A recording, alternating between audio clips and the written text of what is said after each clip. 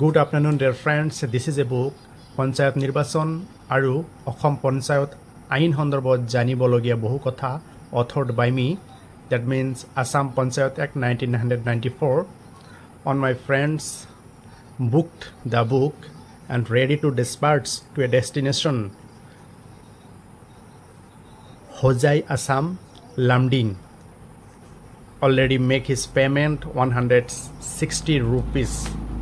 And another important topics about the Assam Panchayat Act is whoever filed a petition before the authority concerned, that means district election commissioner for recounting, and election related complaint also filed before the district authority regarding anomalies in the vote counting. If he is not satisfied and does not receive any reply from the district election commissioner, then that person has right to file election petition before the district election tribunal under section 129 subclause B within a period of 60 days from the date of counting of result.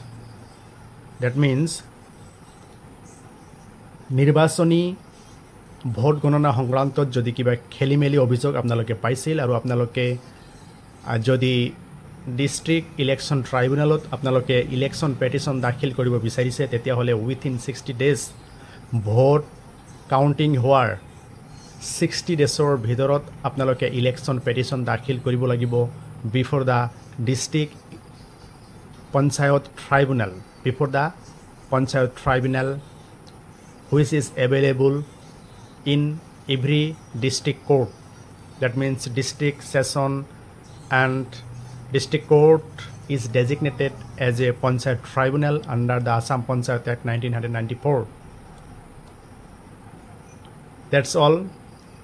Thank you very much. যদি এই কিতাপখন আপোনালোকে ল'ব বিচাৰিছে 160 rupees দি আপোনালোকে order কৰক। স্ক্ৰিনত দিয়া Google pay নম্বৰত আপোনালোকে যোগাযোগ কৰক আৰু হেটো নম্বৰতে হোৱাটছআপ আছে আপোনালোকে স্ক্ৰিনশ্বট আৰু এড্ৰেছটো পঠিয়াই দিও কিতাপখন আপোনালোকৰ তাতে পঠাই দিম। ধন্যবাদ। Have a nice day.